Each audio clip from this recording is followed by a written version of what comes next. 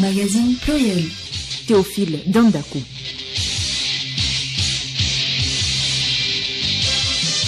Madame, Monsieur, bonjour. Le cancer, une maladie qui menace l'humanité. Elle fait objet d'attention particulière ce samedi. Le monde entier est appelé à combler les lacunes en matière de soins. Il se jette la responsabilité, mais la loi poursuivra les auteurs. Les religieux accusés comme étant à l'origine du refus de pièces de 5 francs et 10 francs au Togo ont livré leur version des faits. Le pape François est au Soudan du Sud pour la population de ce jeune pays indépendant en 2011.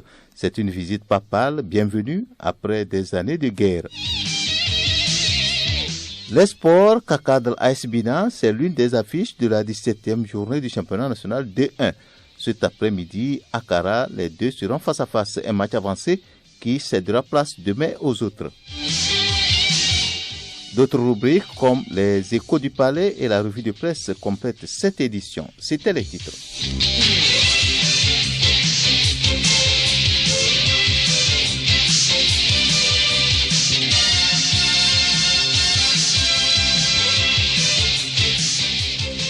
Le monde entier observe ce samedi la journée du cancer. La sensibilisation sur la mobilisation contre cette maladie est de rigueur, pas comme Johnson. Combler les lacunes en matière de soins, unir nos voix et agir. C'est ce qui est retenu pour la célébration aujourd'hui de la Journée mondiale contre le cancer. Cette journée permet de soutenir les personnes infertiles et affectées et de les sensibiliser sur les possibilités de traitement. Qu'est-ce que le cancer? C'est l'une des questions que Alice Berthe Barandao a posée à Bénédicte Dédé Améou, obstétricienne à Lomé. C'est une prolifération anarchique des cellules d'un tissu donné. C'est-à-dire quoi? C'est-à-dire que les cellules qui sont des éléments qui constituent un tissu ou bien un organe, ces cellules, au lieu de se multiplier d'une façon normale, d'une façon ordonnée, prennent un développement désordonné, anarchique, pour entraîner une désorganisation de cet organe qui va pousser tout l'organisme pour le mal de la personne qui porte ce cancer. C'est une prolifération anarchique qui passe par des stades jusqu'à atteindre tout l'organisme et puis voilà. Et c'est la fin de cet organisme, c'est-à-dire la mort de cet organisme. Cette maladie prend de l'ampleur compte tenu de nos modes de vie alimentaires. Tous les organes du corps peuvent souffrir d'un cancer. Retrouvons Dédé Améou. Oui, il y a plusieurs cancers, beaucoup même, parce qu'il y a plusieurs organes dans l'organisme humain. Donc, comme il y a plusieurs organes peuvent être atteints par un cancer. Il y a la tête, il y a le poumon, il y a l'estomac, il y a l'utérus, il y a le sein, il y a l'os, la moelle épinière, le sang. Tous les organes de l'organisme peuvent être atteints par un cancer. Alimentation saine, une hygiène de vie marquée par des activités sportives nous évite les maladies, surtout les cancers. Les tatouages et les piercings sont l'une des causes du cancer. Que pense l'homme de la rue de ces tatouages? Boris Tchota a recueilli les propos. Un individu qui travaille pour l'État peut pas avoir des tatouages ni les piercings. Donc la plupart de ces gens sont des businessmen. Bon, déjà sur la peau, là, ça va causer les cancers. Donc je préfère pas risquer ma vie. Selon les études, on a eu à constater que les tatouages n'apportent rien de bon pour la santé. On assiste à des maladies cutanées et pire à des cancers qui sont difficilement traitables et ceux qui aussi se percent les nerfs à tort et à travers. Je ne sais pas s'il veut ressembler au démon ou bien qu'est-ce qu'il veut ressembler concrètement. Moi je pense que c'est pas une mauvaise idée. Ça dépend de ce qu'il veut faire. Le tatouage, c'est quelque chose que les gens ne comprennent pas. Parce que en se tatouant, tu te mélanges avec l'encre, avec ton sang. Et c'est ça qui endommage plus tard des problèmes qui entraînent le cancer. La bonne santé passe aussi par l'amour du livre. Lire est source de connaissances, de sagesse et de divertissement. Ouvrir les pages d'un livre, c'est se transporter dans le monde où plonge l'écrivain. Alice Berthe Barandao parle ainsi de l'intérêt de la lecture dans ce dossier présenté par Bénédicte Kanda. Le livre est une richesse inestimable. Chaque page tournée renforce le tissu de connaissances dans notre esprit et nous aide à terme à mieux comprendre le monde qui nous entoure. La lecture est donc un excellent moyen d'améliorer le fonctionnement du cerveau et de stimuler la mémoire. Lire nous aide à comprendre beaucoup de choses, à accumuler des idées, à s'instruire et surtout à forger notre esprit critique. En somme, la lecture nous invite à mieux comprendre et maîtriser le monde au lieu de le fuir. C'est une activité culturelle importante qui rend les gens plus ouverts et plus tolérants. Avec tous les avantages que nous connaissons du livre, les jeunes, surtout les élèves, doivent plus aimer la lecture car elle améliore la concentration, le vocabulaire, le raisonnement et stimule les processus cognitifs comme la perception sociale et l'intelligence émotionnelle qui peuvent contribuer à prolonger la vie. Il y a des livres partout et dans tous les domaines. La lecture doit rester donc un plaisir. Alors, quand lire ? Nous devrions lire le matin après notre réveil. La lecture comme rituel matinal pourrait avoir des répercussions plus que positives pour le reste de la journée. Avant de dormir, ouvrir les pages d'un livre ou d'une histoire romantique déplacerait l'esprit vers un monde fictif, permettant ainsi de se détendre, se relaxer et oublier les tensions de la journée pour bien dormir. Privilégiez la lecture en milieu de journée entre 11h et 15h car le cerveau semble adapté à ce moment. En tout cas, lisez quand vous le pouvez afin de vous transformer. Le livre est une richesse incommensurable. Quoi qu'il en soit, rien ne peut remplacer la lecture. La lecture permet aussi de se rendre compte que la loi punit le refus des pièces de monnaie de 5 francs et 10 francs. Nous en parlons encore dans cette édition. Les auteurs religieux, surtout les féticheurs, ont été indexés dans le précédent sujet concernant l'utilisation de ces pièces pour ne pas faire les choses à moitié. Léontine Togima leur a donné ici l'occasion de se prononcer suivant le dossier. On nous a dit que c'est les charlatans qui utilisent l'argent là. Vodum wanago, vodum do gaso machino, rabe gaya bo vodu toi, gaya santana toi, gaya legba toi. Les charlatans sont cités comme étant auteurs de refus des pièces de 5 francs et 10 francs. Ils sont accusés d'utiliser ces pièces à des fins obscures. Selon Togu Sassou Baklo-de, deuxième vice-président national des cultes vaudous, ce phénomène serait parti des déclarations aux prêches venant de certaines confessions chrétiennes. Religion véreuse locale, voilà bien, gaoulouling badjapamolo. Bien gayo le dilo, gaoulou en Satan avec garo. Qui est Satan même? C'est ton acte que tu poses qui est Satan. Si tu triches, tu es un Satan. Si tu commets l'adultère, tu es un Satan. Si tu tues, tu es un Satan. Les francs devaient être utilisés en bonne et due forme jusqu'à ce que la BCAO décide de les annuler et remplacés par autres. Pour la pasteur Nilsson, ce phénomène n'épargne personne. Satan n'a jamais créé de l'argent. S'il y a des pasteurs qui disent cela, c'est faux, c'est pas une vérité appropriée. L'Église aussi n'arrive pas à l'utiliser ou bien à dépenser cela. Pourquoi les serviteurs de Dieu peuvent communiquer pour dire que ces pièces que vous donnez là, on n'arrive pas à les dépenser. Donc, s'il vous plaît, essayez de donner ce que nous arrivons à dépenser. Les pièces de monnaie de 5 francs, 10 francs, voire 25 francs sont uniquement la propriété de la BCAO. Nul n'est censé ignorer la loi. Quiconque refuse ces pièces de monnaie en cours légal tombe sous le coup de la loi et sera condamné à payer une amende comprise entre 10 000 et 50 000 francs CFA selon l'article 1165 du Code pénal. L'agriculture togolaise fait face à des défis de mécanisation, d'irrigation et de main-d'œuvre, entre autres. Ce constat est identique aux 5 régions administratives. Le coordonnateur de Anoa Agro dans la région maritime en parle. Ama Takuda s'exprime au micro de Odette Spira. Pour la production des poissons dans la lagune et autres, vraiment nous avons beaucoup de difficultés actuellement et qui sont au niveau des pêcheurs parce que nous n'avons pas le matériel pour les financer.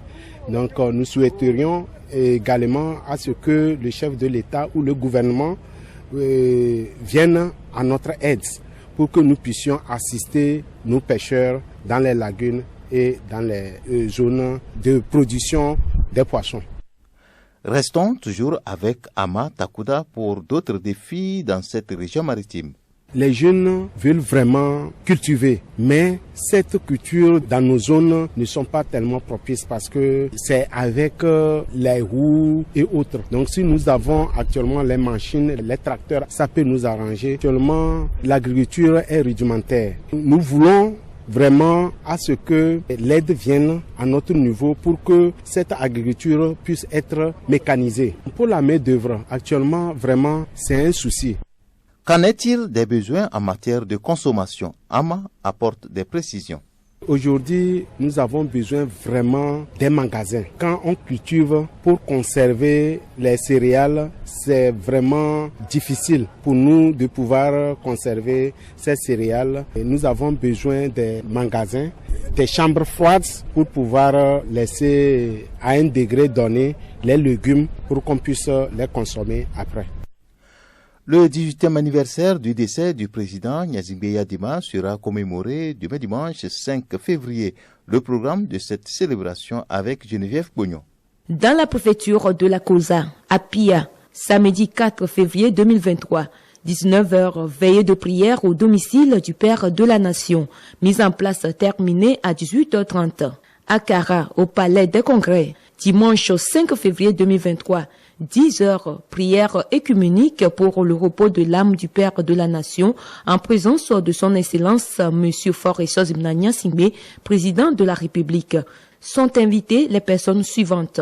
Madame le Premier ministre, Madame la Présidente de l'Assemblée nationale, les présidents des institutions de la République, les membres du gouvernement, le général chef d'état-major général des FAT, les députés à l'Assemblée nationale, les préfets et secrétaires généraux des régions de la Kara et centrale, les membres du bureau de la fêtière des communes du Togo, les maires, les adjoints aux maires, les présidents des commissions et les secrétaires généraux des communes des régions de la Kara et centrale, les présidents, vice-présidents et secrétaires généraux des universités nationales, les officiers généraux et officiers supérieurs des FAT, les directeurs et chefs des différents services déconcentrés de l'État dans les régions de la Kara et centrale, les chefs traditionnels, membres des bureaux des conseils préfectoraux de chefferie traditionnelle de la région de la Kara, les chefs traditionnels de la Kosa. La mise en place doit être terminée ce dimanche 5 février 2023 au Palais des Congrès de Kara à 9h30. Dans les chefs-lieux de région et du Grand Lomé. Déjà ce vendredi 3 février 2023, une prière musulmane a été dite dans les mosquées des chefs-lieux de la région et du Grand Lomé pour le repos de l'âme du Père de la Nation. Dimanche 5 février 2023, prière chrétienne dans les églises et temples des chefs-lieux de la région et du Grand Lomé pour la même intention. Signé Payadoa Boupessi. La page internationale de ce journal, d'abord au Burkina Faso, dans la guerre contre le terrorisme, le chef de la transition a promis une nouvelle page avec le déploiement à venir de milliers de volontaires. Cette initiative est destinée à la défense de la patrie. La formation des 90 000 Burkinabés se poursuit. Le président de la transition au Burkina Faso a d'ailleurs démenti la présence des mercenaires de la société russe Wagner. Quant à la participation de Ouagadougou au sein de G5 Sahel, le capitaine Ibrahim Traoré promet une décision après une analyse des résultats de l'organisation depuis sa création. Le pape François effectue sa première visite au Soudan du Sud. C'est un jeune pays indépendant seulement en 2011 et majoritairement chrétien. François y est accompagné de Justin Welby, il est chef spirituel de l'église anglicane, et de Ian Greenshields, il est ministre de l'église d'Écosse. Une venue qui redonne un peu d'espoir à la population après des années de guerre. La déclaration des biens et avoirs est effective au Togo. Le ton a été donné par le médiateur de la République, Madame Awa Nana Daboya, qui est habilitée à recevoir les déclarations des hautes personnalités et hauts fonctionnaires de l'État. Elle est notre invitée du journal. C'est donc le premier invité au micro de Yao Kamake, Madame, médiateur de la République, se prononce sur le mécanisme de déclaration de ces biens et les sanctions prévues pour les contrevenants. Madame le médiateur de la République, bonjour. Bonjour. Dites-nous quel est le fondement juridique de la déclaration des biens et avoirs au Togo. Merci. Vous savez, chez nous en droit, avant de parler de fondement juridique, il faut même remonter plus loin et se demander la source. D'où ça a commencé, d'où cette idée. C'est peut-être dans ce sens que je dirais que préalablement au fondement juridique qui est constaté par la Constitution, la loi, c'est avant tout la volonté politique. Il faut le noter, il faut le retenir, il faut l'apprécier. La volonté politique du chef de l'État et de son gouvernement, qui depuis donc qu'il est au pouvoir, qu'il a entrepris des réformes en profondeur pour moderniser nos institutions et de là atteindre l'objectif d'une gouvernance transparente. Donc juridiquement, c'est d'abord un fondement constitutionnel. Il faut remonter jusqu'à la Constitution du 14 octobre 1992, qui déjà par son article 145 a confié la charge au médiateur de la République de recevoir des déclarations de biens et avoirs. Une disposition constitutionnelle complétée par des lois qui se sont suivies, notamment une loi du 24 janvier 2020 qui fixe des conditions de déclaration des biens et d'avoir des hautes personnalités, des hauts fonctionnaires et des autres agents publics. Quel parallèle peut-on faire entre la déclaration de biens et la bonne gouvernance, madame? Je ne veux pas parler de parallèle, parce que parallèle, ça veut dire chacun suit son chemin. Ici, je veux parler de lien ou d'aboutissement. On ne peut donc pas parler de bonne gouvernance sans parler de transparence et de devoir de redevabilité. Ces assujettis que sont les hautes personnalités, les hauts fonctionnaires et autres sont des personnes qui sont investis de pouvoir de l'État, de gérer les recettes de l'État. C'est tout à fait normal qu'on exige d'eux une gestion claire. Et dans le but d'empêcher, ou du moins de leur permettre de bien gérer et d'empêcher la mauvaise gestion, l'enrichissement illicite, il est tout à fait normal que ces assujettis soient amenés à faire leur déclaration de biens pour montrer leur bonne gestion de la chose publique. Je ne dirais pas pour empêcher de détourner, mais c'est tout comme. La gestion transparente, c'est ça, que tout soit clair et que vous fassiez en début de fonction, au milieu de fonction, chaque année jusqu'à la fin de votre fonction, donc une déclaration des biens pour que si par malheur, au moment venu, on puisse s'assurer de ce que vous avez fait une bonne gestion, une gestion transparente. Et ce n'est pas la bonne gouvernance simple, c'est même la bonne gouvernance économique, il faut l'ajouter. Vous l'avez effleuré par rapport aux assujettis. Qui sont-elles, ces personnes? Bien, tout en vous référant encore à la loi pour être beaucoup plus informé, la loi parle de deux catégories, à savoir en première catégorie les hautes personnalités, le chef de l'État en tête, suivi du Premier ministre, des membres du gouvernement, du président de l'Assemblée, beaucoup de chefs d'institutions, y compris moi-même. Puis les hauts fonctionnaires, tous ceux qui ont un pouvoir de gestion quelconque, les directeurs de cabinet, les secrétaires généraux, les chefs des sociétés d'État. Donc tout simplement, il est question que tout ce qui est haut fonctionnaire et haute personnalité soit amené à faire leur déclaration des biens, et ces biens vont des biens meubles aux biens immeubles. Pour la première catégorie, vous verrez donc la liste des gens, et donc ils sont assujettis dans leurs biens qui varient de 50 millions à 20 millions. Tandis que dans la deuxième catégorie, l'assujettissement concerne leurs biens qui varient de 10 millions à 2 millions. Maintenant, dites-nous quels sont les délais dans lesquels un assujetti doit faire sa déclaration. Le délai de départ, c'est aujourd'hui. Après notre lancement, donc je crois que toutes les hautes personnalités sont tenues maintenant de faire leur déclaration. Mais le délai qui est le plus visible, c'est l'annuité. Chaque année, il faut faire une deuxième déclaration ou d'autres déclarations qui sont les déclarations modificatives et en fin de mandat. Donc les délais, c'est en début de mandat, en plein mandat et à la fin du mandat. Quels sont les biens qui doivent être déclarés? La loi parle de biens meubles, un véhicule par exemple, un bateau, pourquoi pas. Donc la loi parle de biens immeubles, à savoir surtout les maisons, les terrains bâtis et non bâtis, et les fonds de commerce, les comptes bancaires, que ce soit compte épargne, compte courant, et puis des objets d'art. Nous sommes des nègres, nous produisons des objets d'art, mais nous n'avons pas donc ce goût-là de l'art. Vous entendez par ailleurs des gens acheter des tableaux à 20 millions, 100 millions. Je ne sais pas s'il y en a ici, mais les objets d'art font partie. Et les prêts, oui, les prêts bancaires, comme les emprunts. Autant donc de biens meubles et immeubles. Quelle sécurité pour les documents de déclaration réceptionnés par le médiateur de la République que vous êtes? Une forte sécurité, nous avons voulu instituer cela, d'autant plus que la loi rend dépositaire uniquement le médiateur de la République, donc engage sa responsabilité. Donc nous avons pris tous les soins pour que l'État nous donne les moyens d'acquérir ce que nous appelons les coffres forts.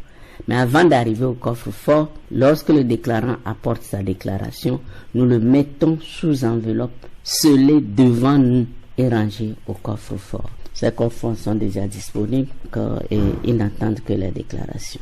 Et c'est pas des petits coffres-forts, hein. C'est vous dire quand même avec beaucoup de compartiments, parce que au recensement, on est près de 4000, hein, plus de 4000 assujettis, toutes catégories confondues. Et c'est pas fini. Tous les jours, donc un décret tombe ou voilà un arrêté, donc ça grandit. C'est de l'argent. L'État a vraiment prouvé sa bonne volonté. Ce sera la dernière question, Madame le médiateur de la République. Quelles sont les sanctions relatives à la non-déclaration de ces biens? En bon juriste, avant d'arriver à la non-déclaration, il faut savoir le défaut de déclaration. Le défaut ne veut pas dire forcément le refus de déclarer. Peut-être c'est une ignorance et tout ça. Et comme la loi n'a pas imparti un délai entre lequel donc il faut le faire, donc c'est nous au niveau administrativement ici, nous avons donc tous les moyens et toutes les informations pour inviter telle catégorie d'assujettis pour venir faire sa déclaration. Et je donne l'exemple. Nous invitons le ministère de la Communication. On a déjà la liste des assujettis. Et on constate que pratiquement tout le monde, sauf un ou deux, n'ont pas fait. Nous nous informons de savoir est-ce qu'ils sont malades, est-ce qu'ils sont en déplacement, et tout cela. Nous les invitons à venir faire la déclaration, jusqu'à les avoir nous-mêmes pour qu'ils disent qu'ils sont conscients et qu'ils arrivent au bout d'une deuxième fois encore. Parce que nous devrions, tout est compartimenté, je vous dis. Donc le compartiment du ministère de la Communication doit être plein, rempli avec donc ces informations-là. Il ne vient pas. En droit, nous appelons ça itérativement, nous l'invitons encore. Monsieur Vincent, jusqu'ici, on vous a vu au téléphone, vous n'êtes pas venu. Qu'est-ce qui ne va pas? Je vais arriver. Troisième itératif, défaut. On constate que n'a pas. Donc la loi a prévu des sanctions qui peuvent aller donc de montant que moi j'estime, comme on est vraiment pour la bonne gouvernance économique et la transparence, mais la loi a prévu que ces sanctions peuvent aller de 500 000 à 5 millions. Je trouve que c'est faible. Quelqu'un qui sait consciemment alors qu'il a un poste, personne donc de responsabilité, qui ne veut pas faire sa déclaration, il faut pouvoir passer à l'acte. En ce moment donc, nous instruisons le dossier, nous concluons et nous l'envoyons donc en justice s'expliquer. Madame le médiateur de la République, merci. C'est moi qui vous remercie. Le programme Readiness multi-pays a été lancé jeudi dernier à Lomé. Il est destiné à accélérer le financement et la mise en œuvre des priorités bas carbone en résilience au changement climatique. Le programme, qui s'effectue en 3 étapes, touche l'agriculture et l'énergie. Madame Yaou Méry, directrice de l'environnement, explique le processus. C'est le deuxième invité de ce journal Samedi Pluriel. Elle s'exprime toujours au micro de Odette Pira. Madame, bonjour. Bonjour, madame. Un programme pour atténuer les effets du changement climatique dans l'agriculture. Dites-nous, qu'est-ce qui sera fait concrètement? Merci, madame, pour la question. Le programme de préparation qui vient d'être lancé aujourd'hui, qui est intitulé « Accélérer le financement et la mise en œuvre des priorités bas carbone et résilientes au changement climatique pour l'agriculture et l'énergie dans l'agriculture dans les pays africains » va se dérouler en plusieurs étapes. D'abord, la phase 1 va va porter sur l'analyse des écarts et des besoins du pays pour comprendre l'état de préparation au changement climatique et renforcer les capacités de l'autorité nationale désignée en vue de l'outiller dans la gestion des risques climatiques. La deuxième phase, quant à elle, s'occupera de l'élaboration des notes conceptuelles, donc les idées de projet à fort potentiel d'impact pour constituer un portefeuille de projets ambitieux et d'envergure en matière de lutte contre les changements climatiques. Et la troisième phase mettra maintenant l'accent sur l'élaboration d'une stratégie de mobilisation des ressources à grande échelle avec un pilotage d'instruments financiers innovants. Quand est-ce que le programme va démarrer et pour quelle durée? Bon, le programme vient d'être lancé aujourd'hui. Dans les jours à venir, les consultants vont commencer le travail de collecte des données et c'est pour 3 ans.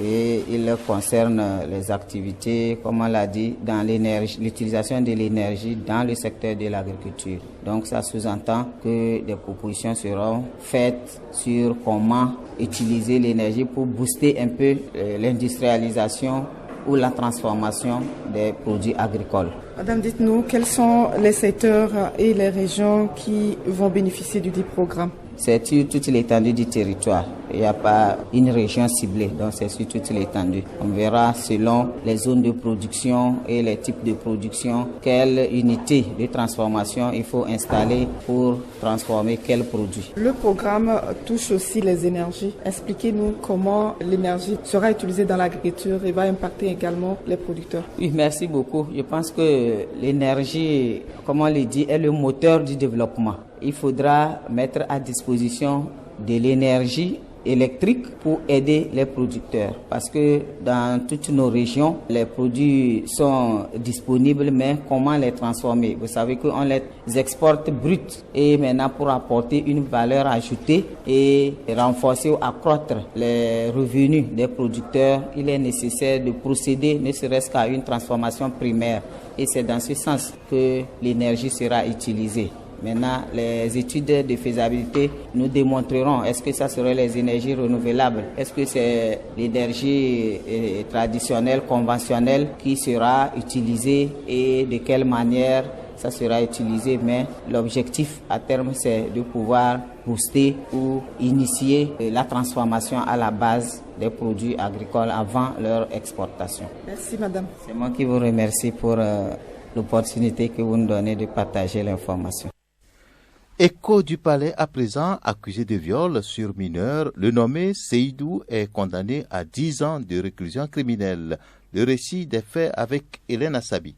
C'était un dimanche de novembre 2014, aux environs de 19h, que le nommé Seydou, né en 1986, marié et père de 2 enfants, était dans sa chambre en train de regarder la télévision quand la petite Essotolom, âgée de 7 ans et dont les parents sont ses colocataires, y est entrée.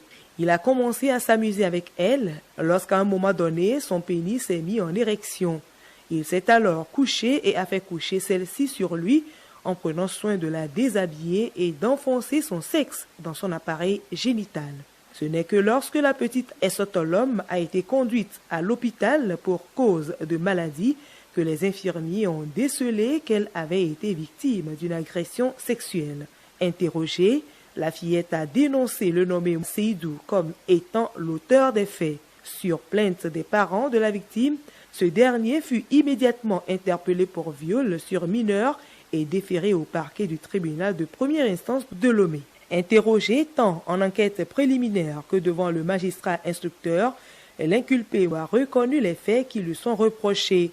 Entendu que ces faits constituent le crime de pédophilie prévu et puni par l'article 393 du Code de l'enfant, il a été donc condamné à 10 ans de réclusion criminelle. L'avocat, maître Gbegnan Akwete, se dit un peu déçu, mais reconnaît que c'est pour donner l'exemple que cette peine lui a été infligée. Nous sommes dans une société où le crime de pédophilie fait un peu ravage. Je pense que c'est pour sanctionner ça que la Cour a rendu cette décision. Mais je voudrais dire que à la défense, nous sommes un peu déçus par rapport à la décision de la Cour. Notons qu'il ressort des renseignements recueillis sur la personnalité de l'inculpé, que celui-ci est très poli, travailleur, aimé de son entourage et se consacre à son travail dont il vit des revenus. Il n'aime pas la compagnie des femmes, ne fume pas et ne prend pas de l'alcool. Qui eût cru qu'une telle personne aurait pu commettre ce crime? Mesdames et messieurs, cet acte nous interpelle tous, surtout les parents, à garder un œil vigilant sur les enfants. Nous sommes à ce moment avec les sports et c'est le tour de la page des sports. Dans une semaine débutera les matchs allés des groupes de la Coupe de la Confédération africaine de football, la Coupe CAF. ASCO de Kara au Togo aura donc comme adversaire à Lomé futur SC d'Égypte. Les matchs de groupe sont donc serrés et pratiquement 2 seront joués par semaine, ce qui préoccupe le club de la COSA. Et pour y jouer un rôle efficace, les Jaunets Noirs ont renforcé leur effectif. 5 joueurs de différents postes ont été à cet effet présentés. Demain, dimanche, ils auront le temps de continuer à prouver leur talent. Ce sera face au club Espoir de Zio Akara pour le compte de la 17e journée du championnat national de Elunato. Demain, toujours, Unisport va accueillir Semasi et Tambo va se mesurer à Dito. Pour les autres rencontres, toujours demain, Gomito sera l'adversaire de l'AS Sautière. Entente 2 sera face à ASK et Gboglosou aura rendez-vous avec Ange. Déjà, cet après-midi, Kakadl va défier l'AS Bina. Le match sera AS Togo Port aura lieu mercredi. Terminons cette édition avec la revue de presse. Le chef de l'État à la une des parutions cette semaine, Faure Gnassingbé est de plus en plus sur le terrain, aussi bien au Togo qu'à l'extérieur. Revue de presse, Léontine Atogima. En visite au Gabon, Faure Gnassingbé et sa délégation ont visité plusieurs pôles économiques, relate le dialogue. L'hebdomadaire titre à sa une avec l'image des 2 chefs d'État, les 2 hommes d'État engagés sur la même vision de développement industriel. Togo Matin renchérit 2 courageux artisans de l'industrialisation en Afrique. Ali Bongo Ondiba et Faure Gnassingbé sont en train de poser les jalons de l'industrialisation de leurs 2 pays, explique le quotidien privé. Le Togo et le Gabon sont parmi les plus petits pays d'Afrique en termes de superficie et de population. Mais les pas que posent ces 2 dirigeants de ces pays en matière de développement rassurent, estime Togo Matin. Bien avant de s'envoler pour Libreville, le chef de l'État était dans le Zior où il a rappelé aux producteurs de la région maritime que nous devons nous nourrir nous-mêmes. C'est Togo Réveil qui le cite dans ses colonnes.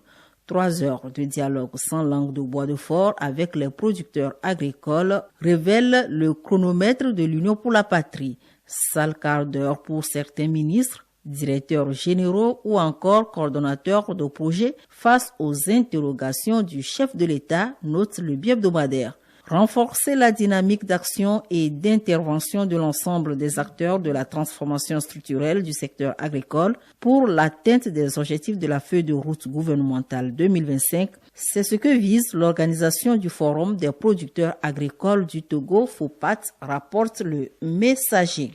Du Forum national des paysans du Togo, au FOPAT, bonnet blanc, blanc bonnet, présume flambeau des démocrates.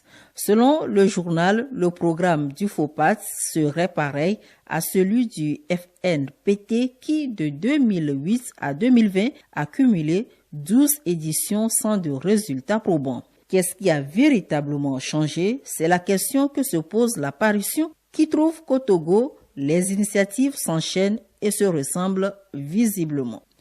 Autre initiative, la déclaration de biens et avoirs.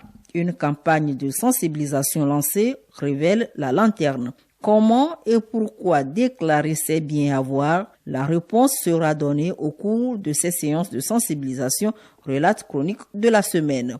Un début de la phase de l'enregistrement des formulaires de déclaration renchérit l'éveil de la nation qui ajoute que la campagne sera couplée d'ateliers sur l'ensemble du pays. Pour l'alternative, cette campagne de sensibilisation n'est que cirque et diversion. La déclaration des biens et avoirs des administrés et hauts fonctionnaires pour contrôler le flux de la corruption abat Kimelabalou au travail. C'est à lui que Wiyao et Sorana a passé le témoin pour la commande de Aplusia. Pourquoi Wiyao et Sorana a été limogé? Aucune raison officielle n'a été signalée pour l'heure. Mais, d'après Ouattara les vainqueurs, le président sortant de Aplusia n'arrivait pas à assumer fermement ses propos, écrit l'hebdomadaire. Arakiri retient pour sa part que près de 8 ans d'existence, la Aplusia et son président n'ont conduit aucun dossier de malversation jusqu'à son terme aboutissant à la comparution et au jugement des accusés. Le journal satirique reconnaît tout de même que l'institution n'a pas pour rôle de poursuivre et de sanctionner les accusés de malversation. La parution pointe du doigt des dossiers tels que le détournement des fonds mobilisés pour la participation du Togo à la CAN 2013 en Afrique du Sud, les malversations opérées autour du budget pour la construction de la route Lomé-Vaughan-Enfoin, pour conclure que Viao et Sorana avaient des marges de manœuvre assez limitées, voire inexistantes. Pluriel, le magazine hebdomadaire de Radio Lomé.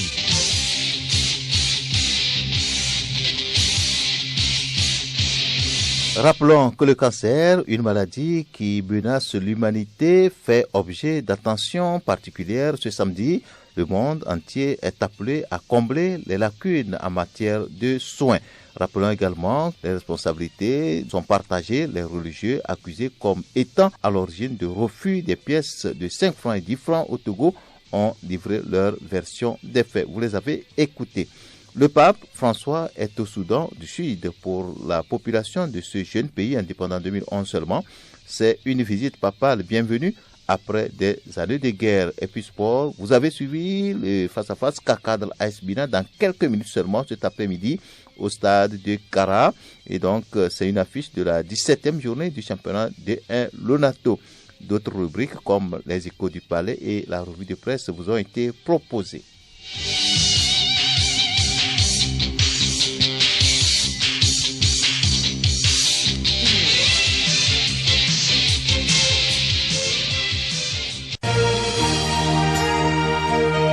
Radio Lomé, boîte postale 434, email radiolomé@radiolomé.tg. radiolomé.tg